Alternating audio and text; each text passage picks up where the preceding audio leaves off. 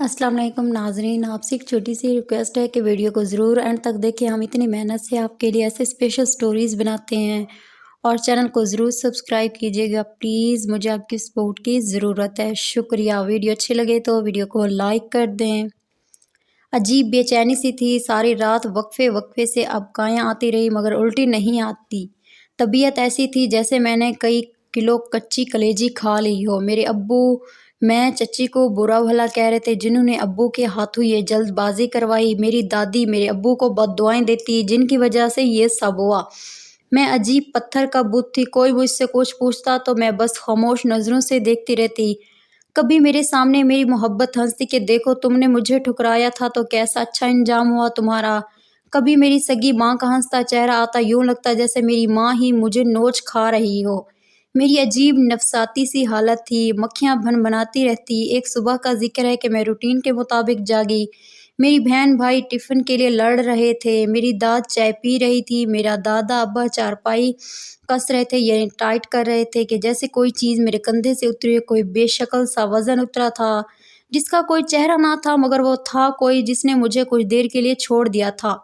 जैसे ही मैं हल्की, मेरे गले से अजीब-अजीब आवाज़ें निकलने लगी और ये आवाज़ें कब चीखों में बदली, कब बेन बनी, मुझे पता ही ना चला। मैं चीख रही थी, धीमी सी जन्नत चीख रही थी, चिल्ला-चिल्ला कर कह रही थी, काश मैं मर जाऊँ, ये क्या ज़ुल्म कर दिया आप लोगों ने मुझ पर। मेरी माँ का बदला एक ही झटके में ले लिया मुझसे, मुझसे मेरी मोहब्बत छीन कर उम्र भर के लिए काटने डाल दिया। वो शादीशुदा है, 4 बच्चों का बाप है, सुना आप लोगों ने, वो पागल हैं सारे, वो जादूगर हैं, काला जादू करते हैं। मेरे घर वाले मुझे संभाल कर भी नहीं संभाल पा रहे थे। मेरा दादाजी मुझे बच्चों की तरह अपने सीने में छुपा रहे थे। मेरे चचा जी पूछ रहे थे, कौन किसका कह रही हो, कौन शादीशुदा है, किसके बच्चे हैं, कौन जादूगर है। मगर मैं एक बार फिर वशन में आ गई थी। मेरी सौतेली खाला जिसने रिश्ता करवाया था उसे बुलाकर पूछा तो कहने लगी, मुझे तो रिश्ते वाली ने नहीं बताया था कि नाजिम के बच्चे हैं, शादीशुदा का बताया था बस। रिश्ते वाली से पूछा तो कहने लगी, नेकी का तो ज़माना नहीं, बिगोड़ी माँ की बेटी का रिश्ता अरबों-पति लोगों में करवा दिया, मगर मजाल है खुश होने के बजाय उल्टा बातें सुना रहे हैं। रिश्ते वाली के साथ और मेरी खाला के साथ मेरी दादी की बहुत लड़ाई हुई। मेरी वापसी वही हालत थी। रिश्ते वाली कहती, ड्रामा कर रही है तुम्हारी लड़की, इधर मेरे हवाले करो, मैं इसके जिन भूत उतार दूँ। जैसे रिश्ते वाले ने ये कहा, इसके मुंह से अल्फाज भी अदा नहीं हुए थे कि इसके मुंह पर किसी ना नजर आने वाली मखलूक ने तमाचा रसीद किया। तौबा तौबा करती भागी के शरीफों के मत्थे अपनी ये जिन्नों की मारी बेटी मार दी, जो दुनिया में ही तवीज़ों की वजह से आई थी। मेरे अब्बू ने मेरे जेठ को बुलाया घर पूछने के लिए कि उन्होंने हमें धोखा क्यों दिया, इनके लड़के के 4 बच्चे हैं, क्यों छुपाया। मेरे जेठ जिठानी, मेरी नंद, सास और वह करमाती बाबा हमारे घर आए। मेरे अब्बू ने पूछा कि आप लोगों ने हमें धोखा क्यों दिया है। कहते हैं, हमने कोई धोखा नहीं दिया, हमने रिश्ते करवाने वाली और जन्नत की खाला को सब कुछ बता दिया था, और उल्टा धोखा तो तुम लोगों ने दिया हमें। ये लड़की जन्नत, इसकी माँ को औलाद नहीं होती थी। इसकी माँ ने एक आमिल के साथ मुंह काला किया था, जिसकी वजह से ये पैदा हुई थी। असर तो इस लड़की पर पहले से ही है, ये बाबा हजूर के इलाज से ठीक हो रही है। मेरे अब्बू ने कहा, हमें खुला चाहिए। मेरे ससुराल वालों और मेरे घर वालों का इंतहा का झगड़ा हुआ था। बाबा जी तो मुझे ही देखे जा रहे थे। मेरे बाबा की तरफ नज़र अचानक उठी, फिर मैं बाबा से नज़रें चुरा नहीं सकी। बाबा ने कहा, एक बार अपनी बेटी से तो पूछ लो कि वो खुला चाहती है या कि नहीं। पता नहीं मुझे क्या हुआ था कि मुझे वही वज़नी सा अपने कंधे पर शिद्दत से महसूस हुआ और मेरे मुंह से नहीं निकला, और मैंने कहा कि मुझे तलाक नहीं चाहिए, मुझे वापस अपने घर जाना है, अपने बच्चों के पास।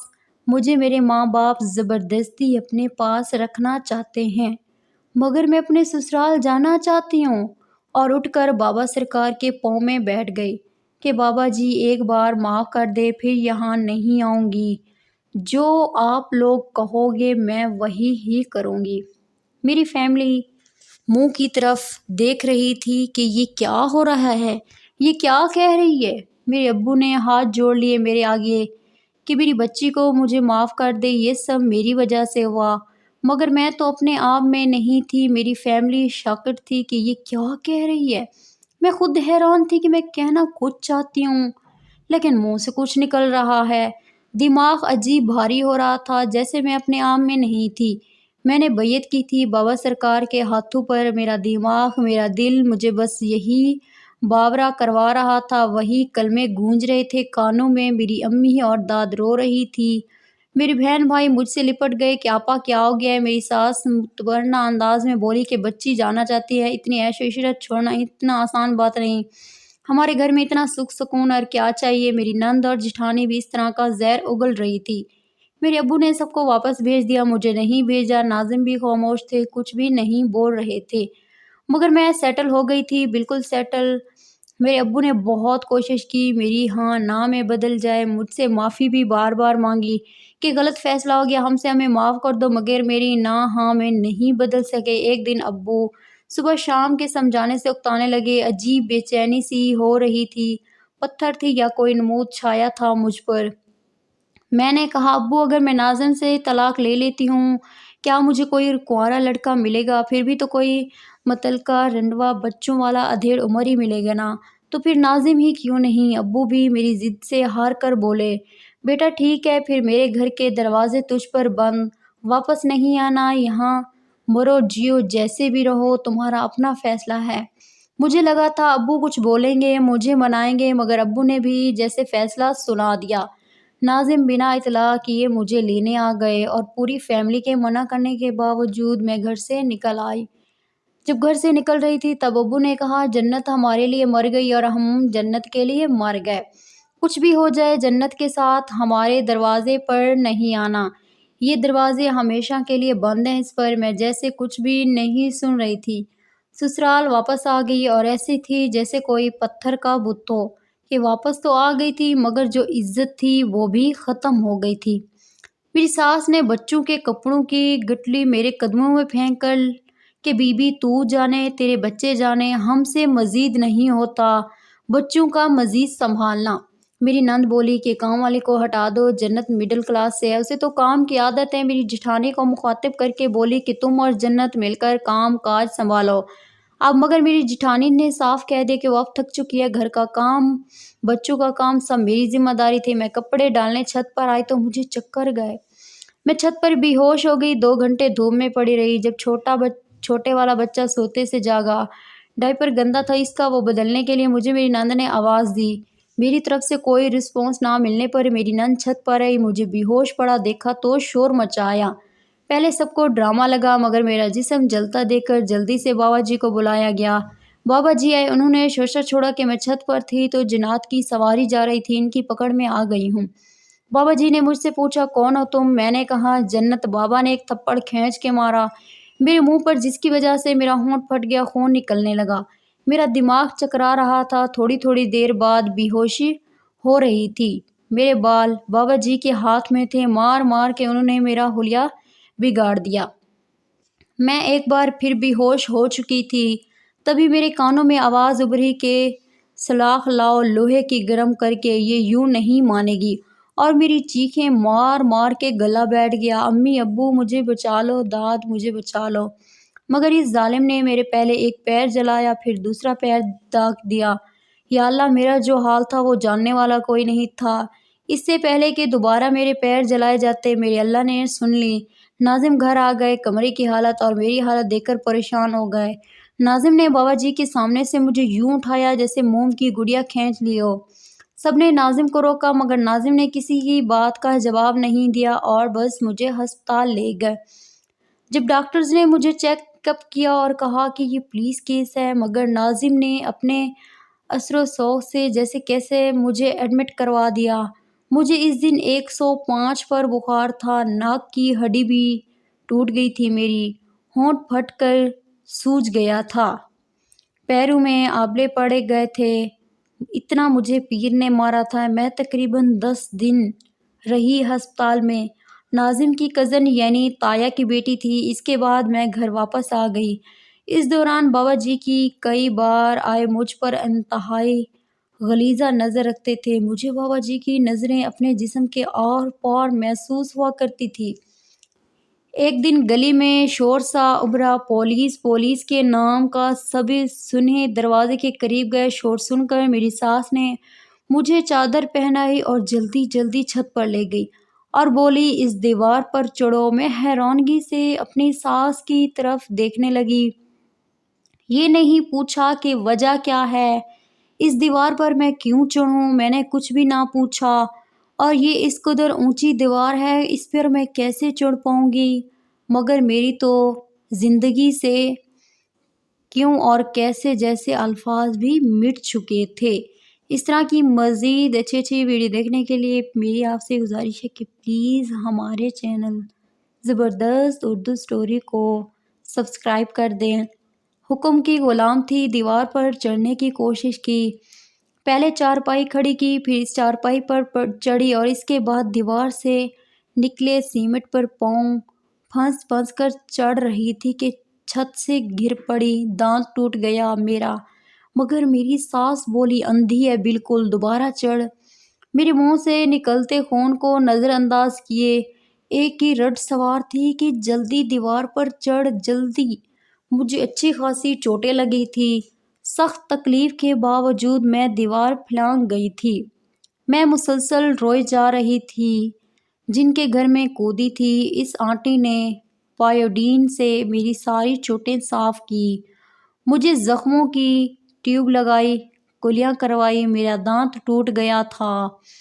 میں بہت زیادہ رو رہی تھی، آنسو تھمنے کا نام نہیں لے رہے تھے۔